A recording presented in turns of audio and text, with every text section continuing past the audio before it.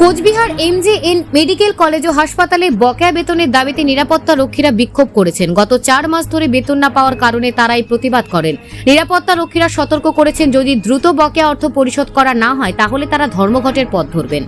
হাসপাতালের এমএসভিপি সৌম্যদীপ রায় জানিয়েছেন, তিনি মাত্র 2-3 দিন সপ্তাহ আগে দায়িত্ব নিয়েছেন এবং তার আগে নিরাপত্তা রক্ষীদের বেতন বন্ধ ছিল। তিনি স্বাস্থ্য দপ্তরকে চিঠি লিখে সমস্যা সমাধানের আশ্বাস দিয়েছেন। তিনি আশা প্রকাশ করেছেন, পুজোর আগে নিরাপত্তা রক্ষীরা তাদের বেতন পাবেন। হাসপাতাল কর্তৃপক্ষের প্রতিশ্রুতি দিয়ে নিরাপত্তা রক্ষীদের মধ্যে এখনো কিছুটা সংশয় রয়ে গেছে।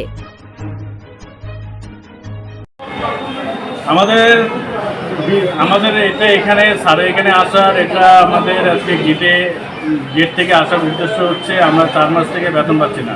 আমরা স্যারের ওখানে গেলে আমাদের যখন এখানে অফিসার আছে তার সঙ্গে কথা বলতে গেলে আমাদের কাগজ দেখাচ্ছে, ভেতরে বলছে তোমাদের কাগজ স্বাস্থ্যভবনে পাঠিয়েছে, স্বাস্থ্যভবন থেকে আসবে, অর্ডার হবে, তারপরে আমরা তো এভাবে চলতে পারছি না।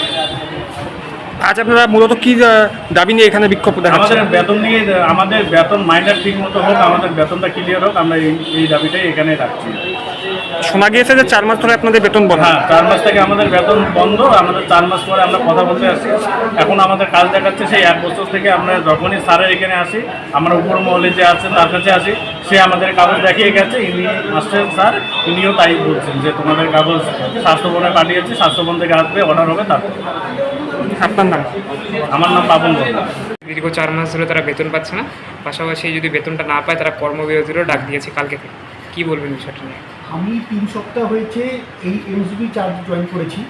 আমার যিনি পূর্বতন এমএসবি স্যার ছিলেন, তো ওনার আমল থেকেই ব্যাপারটা চলে আসছে প্রায় 3 বছর ধরে এই সমস্যাটা। এবং উনি আমি যেটা জানতে পেরেছি, কোনো গভর্নমেন্ট অর্ডার ছাড়া উনি সিকিউরিটি এক্সটেনশন দিয়েছেন আর কি, যেটা মানে অবৈধ বলা হয়।